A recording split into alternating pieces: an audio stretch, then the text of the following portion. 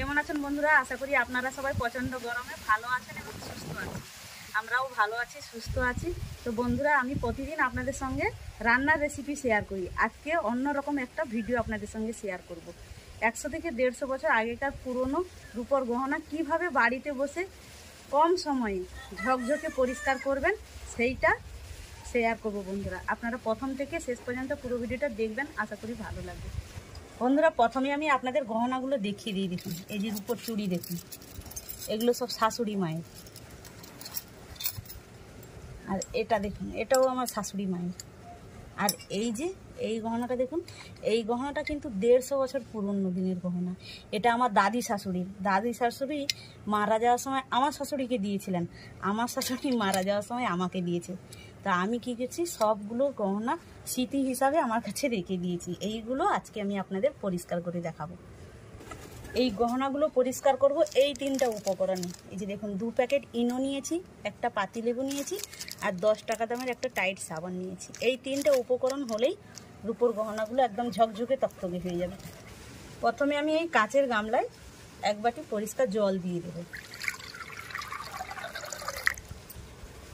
এবার আমি এই জলের মধ্যে ইনো দিয়ে দেবো। 1 প্যাকেট পুরো দেব, আর 1 প্যাকেটের হাফ দেব।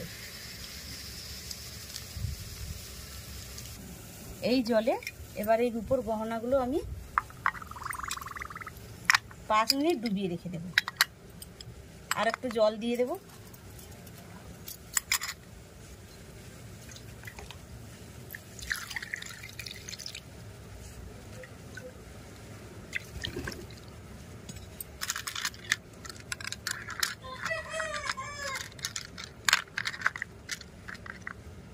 পাঁচ মিনিট হয়ে গেছে। আর বন্ধুরা দেখুন, জলটা কতটা পরিমাণ কালো হয়েছে দেখুন। আর গহনাগুলো দেখুন ঝকঝকে হয়েছে অনেকটা। এবার আমি এই গহনাগুলো জল থেকে তুলে নেব। এই দেখুন, এটা কতটা কালো ছিল দেখুন বন্ধুরা, অনেকটা কিন্তু সাদা হয়ে গেছে। এবার আমি এই জলটা ফেলে দেব। এবার আমি এই সাবানটাকে বটির সাহায্যে টুকরো টুকরো করে কেটে নেব। তো আমার যতটা প্রয়োজন হবে ততটা নেব।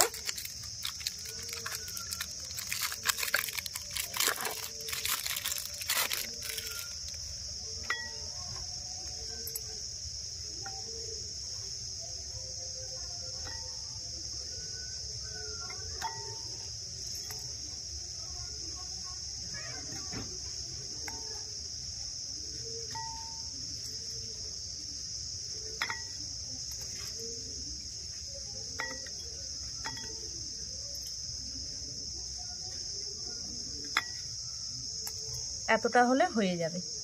আর এগুলো নেব না।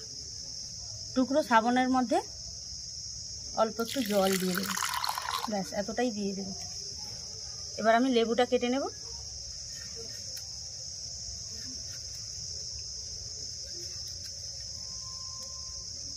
লেবুর রসটা এই সাবান টুকরোর মধ্যে দিয়ে দেব।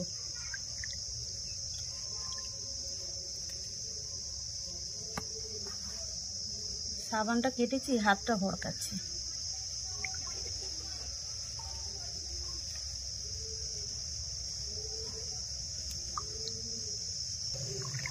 হাত দিয়ে এইভাবে মিশিয়ে নেব।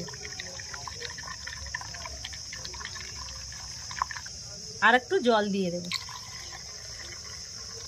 এই গামলার মধ্যে এতটা পরিমাণ জল দিয়েছি। আবারও সব গহনাগুলো এই গামলার মধ্যে 5 মিনিট ডুবিয়ে রেখে দেব।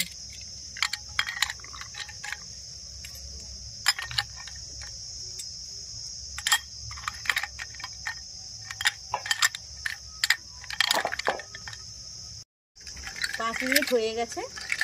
এবার আমি এই গহনাগুলো একটা ফেল ব্রাশের সাহায্যে মেজে নেব। ব্রাশ নিয়েছি। প্রথমে আমি চুড়িগুলো পরিষ্কার করে নিই। আর চুড়িগুলো দেখুন একদম কতটা সুন্দর পরিষ্কার হয়েছে দেখুন বন্ধুরা।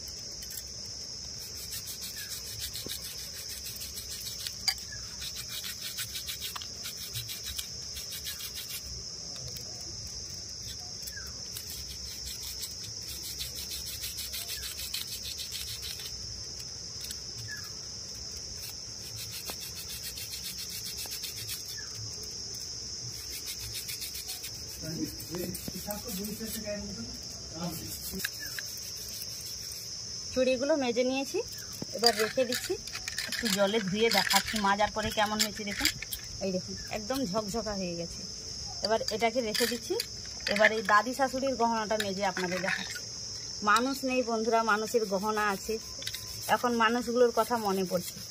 এই যে আমার দাদি শাশুড়ি, ইনি হচ্ছে জমিদার বাড়ির মেয়ে বন্ধুরা। ইনি যখন বিয়ে করে এখানে আসেন, ওনার বাবা ওনাকে 80 বিঘা সম্পত্তি লিখে দিয়েছিলেন।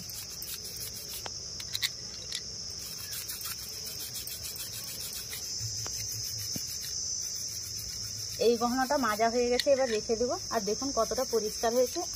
আপনারা হয়তো ভাবছেন বন্ধুরা যে শুধু কি রূপোর গহনা, না, সোনার গহনাও কিন্তু আছে। তো সোনার গহনা কিন্তু দাদি শাশুড়ির নেই, আমার শাশুড়ির আছে।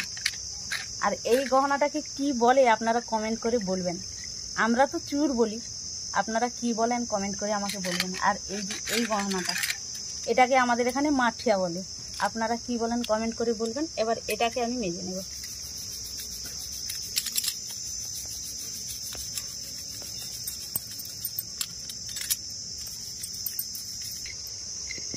সবগুলো গহনা কিন্তু আমার মাজা হয়ে গেছে। এবার পরিষ্কার জলে ধুয়ে আপনাদের দেখাচ্ছি।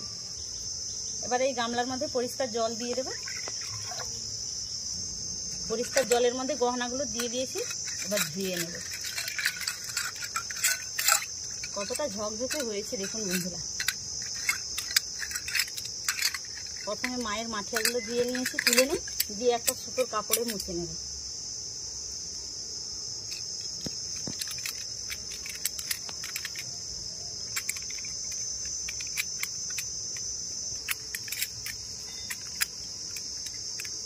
ভালো করে সুতোর কাপড়ে মুছে নিয়েছি, এবার রেখে দিচ্ছি। এবার দাদি শাশুড়ির গহনাটা মুছে নেব।